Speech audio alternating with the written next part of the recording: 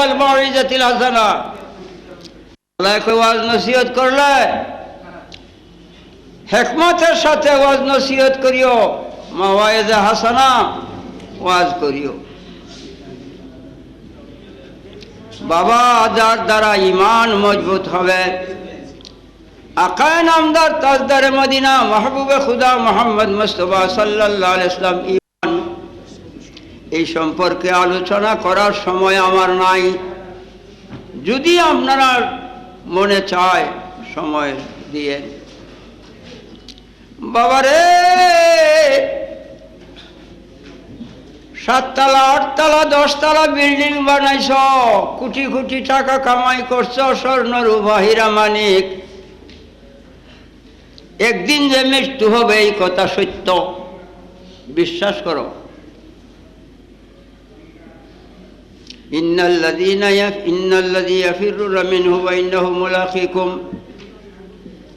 আজরাইল মালিকুল মউত প্রত্যেকের পিছনে পিছনে ঘুরতেছে, যখনই আল্লাহর ইশারা হবে জান কবজ করবে। গোসল দিয়া কাফন ছড়াইয়া জানাজা কইয়া কবরে নিয়ে তোমাকে রাখবে।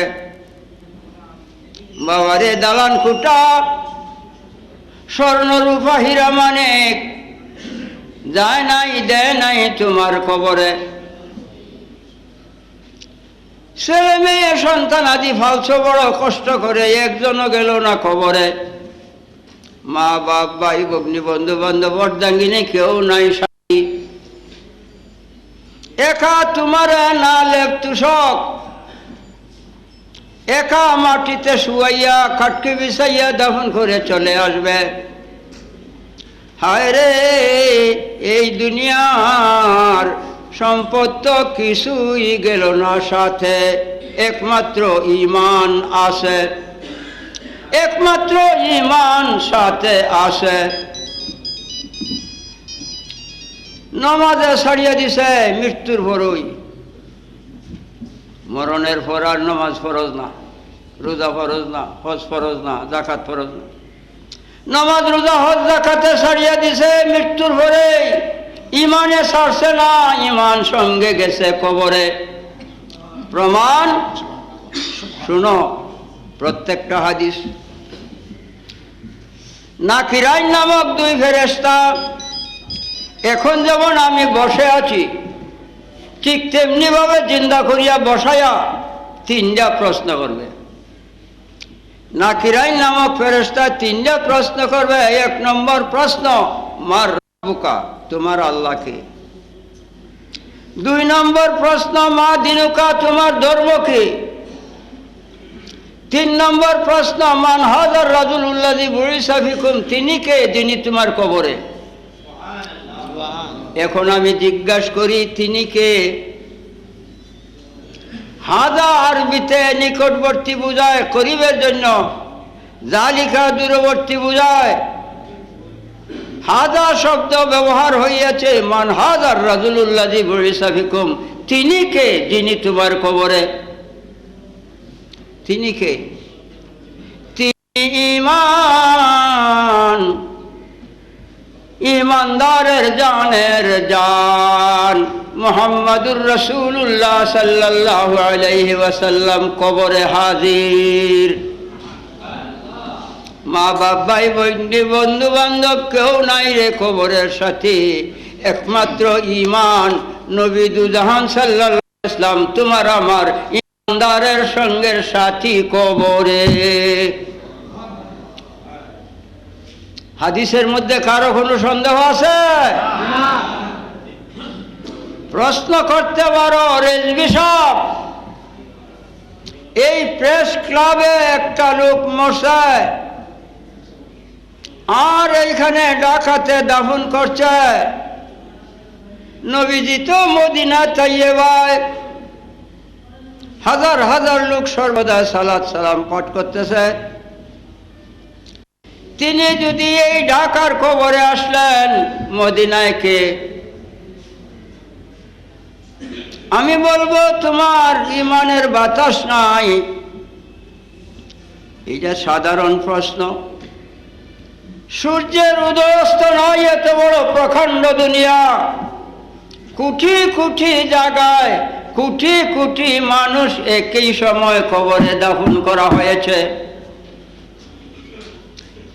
নাকিরাইন ফেরেশতা মাত্র 2 জন, 3 জন না, কিয়ামতের আগে বলতে পারবে না। 2 জন নাকিরাইন ফেরেশতায় কোটি কোটি জায়গায় কোটি কোটি কবরে মানুষকে প্রশ্ন করলো জিন্দা করিয়া। এখানে চিন্তা করো, তারপর কোটি কোটি কবরে যখন প্রশ্ন হবে মান হাজার রাজুলুল্লাযী বুইসা ফিকুম, তিনি কে? নবীজি তো একজন, এক মদিনায়। এত বড় দুনিয়ায় কোটি কোটি জায়গায় একই সময় একজন হইয়া এক মদিনায় তাইকে এমনে হাজির। এখন আসো, খুব সংক্ষিপ্ত উত্তর দিছি। যদি বিস্তারিত উত্তর দিতে যাই 2-4 দিন সময় লাগবে।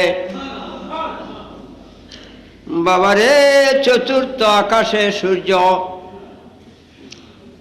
বাংলাদেশে 10 কোটি মানুষ আমি শুনছি মানুষে কয়, বাকি আল্লাহ জানে। 10 কোটি মানুষ, প্রত্যেকেই একটা আয়না হাতে লও। আয়নার সংখ্যা 10 কোটি। প্রত্যেকেই আয়নার দিকে চায়া দেখো হুবহু সূর্য দেখা যায় কিনা, হুবহু সূর্য আয়নাতে দেখা যায় কিনা। এখন প্রত্যেকটা আয়নায় যদি সূর্য দেখা গেল, 10 কোটি আয়নায় 10 কোটি সূর্য হইল।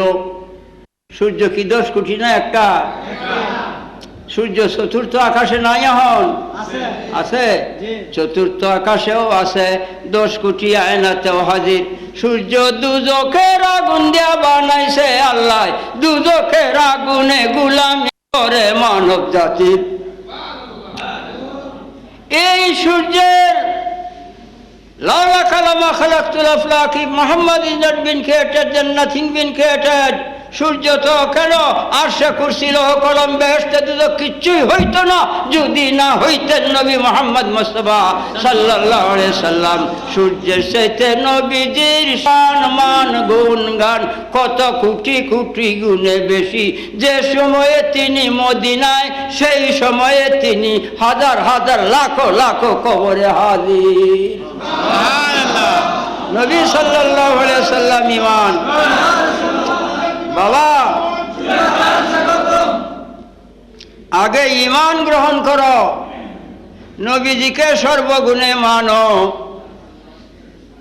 জানের চাইতে বেশি ভালোবাসো, তবে তুমি ঈমানদার। বুখারী শরীফ, লা ইউমিনু আহাদুকুম হাত্তা আকুনা আহাব্বা ইলাইহি মিন ওয়ালিদিহি ওয়া ওয়ালাদিহি ওয়ান নাসি আজমাইন। তোমাদের মধ্যে কেউ ঈমানদার হইতে পারবে না যতক্ষণ পর্যন্ত পিতামাতা সন্তানাদি ধন সম্পদ নিজের জানের চাইতে আমি নবীকে বেশি ভালো না বাসে। আজ নবী সাল্লাল্লাহু আলাইহি ইসলামের ভালোবাসার মধ্যে ত্রুটি। হায় হায়,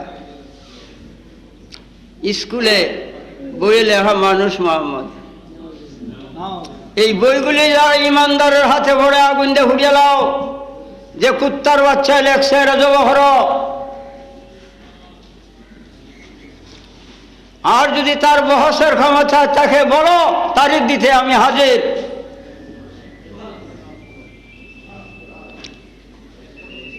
মেশকাত, তানবীরে মেশকাত একটা বাংলা হাদিস লেখছে, ঢাকার থেকে বাইরে গেছে। কুমিল্লা আলিয়া মাদ্রাসার ছাত্ররা আমার কাছে দিছে, আছে এখনো আমার কাছে। এদের মধ্যে লেখছে তিনি আমাদের মতো রক্তে মাংসে গড়া ভুলভ্রান্তিতে ভরা একজন সাধারণ মানুষ ছিলেন।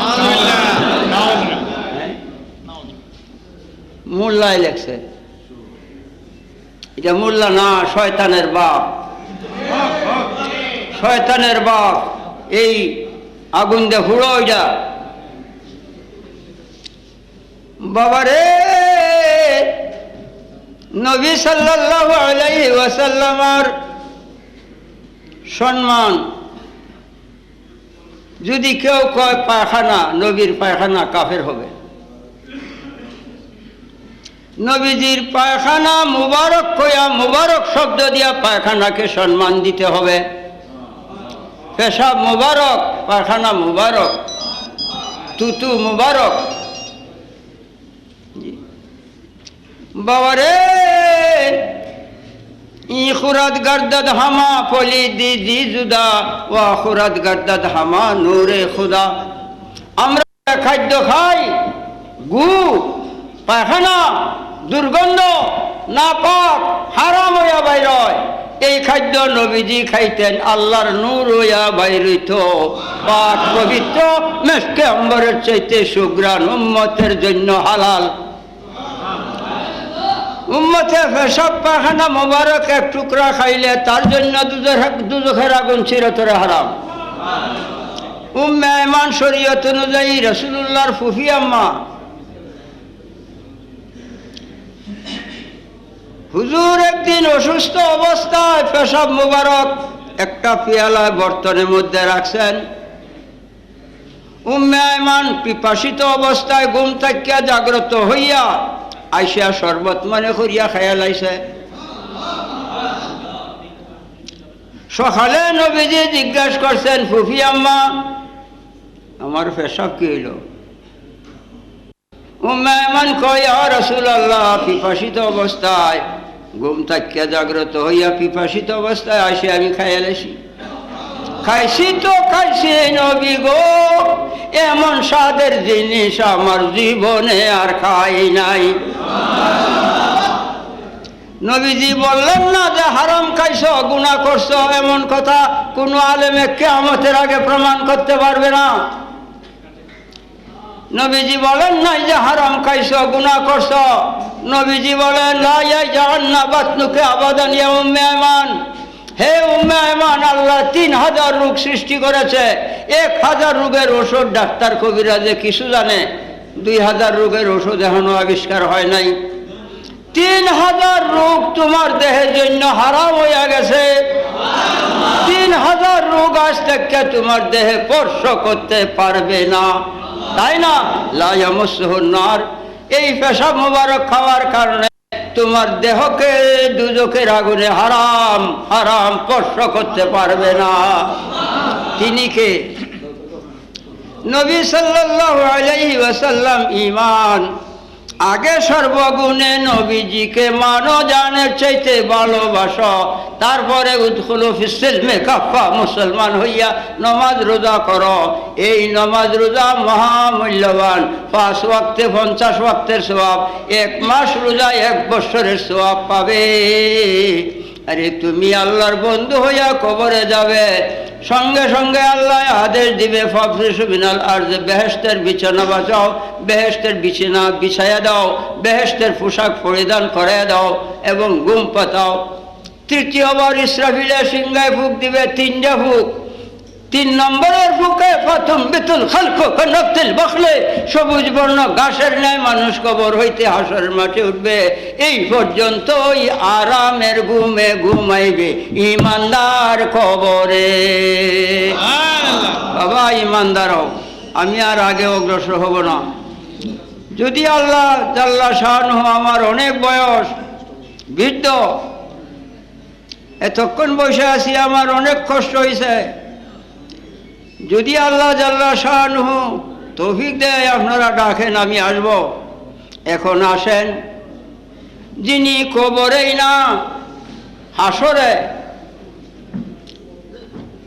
হাসরে নেকি বদি ওজন হবে। বাপে কইতো না আমার পুত্রের একটু নেকি দিয়ে আসি, মায়ে কইতো না, ভাই বকনি বন্ধু বান্ধব কেউ একটু নেকি দিবে না। আল্লাহ কয় সামান্য নেকি হবে। মার পেটে সন্তান যেমনে হাবিয়া দুজকের পেটে তেমনে থাকবে, সামান্য নেকি ওজনে যার কম হবে।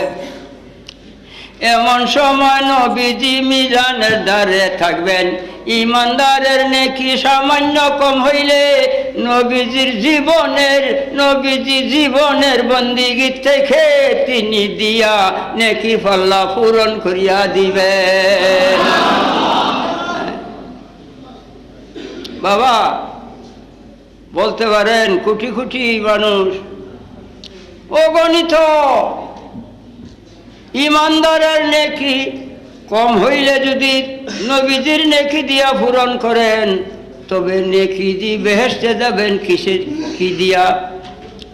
বন্দিগি দিয়া বেহেশতে যাবে না, ইমানের দ্বারায়। নবী সাল্লাল্লাহু আলাইহি ওয়াসাল্লাম তিনির বন্দিগির প্রয়োজন নাই, তিনি ইমান। তিনি যদি দুজখে যায় আল্লাহ থাকবে কোথায়?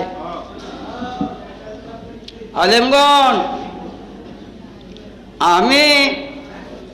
আমার দেহ হইতে ছায়ার জন্ম। আমি এখন ঢাকা, ছায়া কি রয়েছে ময়মনসিংহ। আমি এখন যাব কলিকাতা, ছায়া কি থাকবে ঢাকা? আমি যেটায় যাব ছায়া সেটায়। রাসূলুল্লাহ আল্লাহর জ্যোতি, আল্লাহর ছায়া। রাসূলুল্লাহ যদি দুজখে যায় আল্লাহ না গেলে ছায়া যাবে কেমনে? সাবধান। রাসূলুল্লাহ সাল্লাল্লাহু আলাইহি ওয়াসাল্লাম উম্মতের এত দরদি, নেকি বদি ওজন খালে থাকবেন মিজানের দ্বারে, তাই না? ফুলসরাতে 30,000 বছরের রাস্তা, চুল হইতে চিকন, তরবারি হইতে দাঁড়াল। নবীজি থাকবেন ফুলসরাতের দ্বারে, রহমতের হাত ধরিয়া দিবেন, আর উম্মত পার হইয়া যাবে। চোখের পাতি মারণ তার উপরে থাকবে, সূর্যের কিরণ লাগবে না তাদের মাথায়। নবীজি হাউজে কাউসারের পানি পিয়ালা হাতে নিয়ে তিনি দাঁড়াইয়া থাকবেন। বরফ হইতে ঠান্ডা, মধুর হইতে মিষ্ট, দুধের চাইতে সাদা এক পেয়ালা পানি যে পান করবে হাসরের দিন আর পিপাসা থাকবে না। এই দরদি নবী দুজাহান সাল্লাল্লাহু আলাইহি সাল্লামকে সর্বগুণে মাইনা জানের চাইতে বেশি ভালোবাসা দুনিয়ায় বসবাস করো। পরকাল চিরদিনের, দুনিয়া অস্থায়ী। এই যে মুসাফিরখানা, একদিন মুসাফিরখানা ছাড়িয়া যাইতে হবে। মৃত্যুর পর আর মৃত্যু নাই। চিরদিনের সুখ শান্তির ব্যবস্থা করো। চিরদিনের সুখ শান্তি পাইতে চাও, একমাত্র ঈমান দ্বারা পাইবে। ঈমান মানে আমল করলে না। চিরদিনের সুখ শান্তি পাইবে। যাবতীয় বিপদ আপদ দুঃখ কষ্ট থেকে তোমাকে মুক্তি করিয়া লইলে ঈমানের দ্বারায়। সালাতুনিয়া রাসূলুল্লাহ আলাইকুম, সালামুনিয়া হাবিবাল্লাহ আলাইকুম। বাবা, যিনি তোমার আমার জানের জান, দেহ বাসে না জান বাদে, জান বাসে না নবীজি বাদে। কেন? নবী সাল্লাল্লাহু আলাইহি ওয়াসাল্লাম রহমত বাদে কি জান বাঁচতে পারে? যিনি তোমার আমার জানের জান, যিনি কবর হাসর ফুলসিরাত মিজানের পরিত্রাণ। আসো সবাই মিলা সালাম জানাই তারে। সালাম আলাইকা ইয়া নবী, সালাম আলাইকা ইয়া রাসূল, সালাম আলাইকা। আল্লাহুম্মা সাল্লি ওয়া সাল্লিম। আগে যে বড় দালান ছিল, এই দালানে ছাত্র আড়ে না। এই জন্য এখন আবার 120 হাত লম্বা 3 তলা বিল্ডিং এর কাজ হইতেছে। বাবা, এখন আমি দোয়া করব, আল্লাহ যারা ইমান ইসলাম পাওয়ার উদ্দেশ্যে আসছে তাদের মুমিন মুসলমান বানায় বাড়িতে নিও। আল্লাহ ধন সম্পদ টাকা করে স্বর্ণ রূপার জন্য আসে নাই।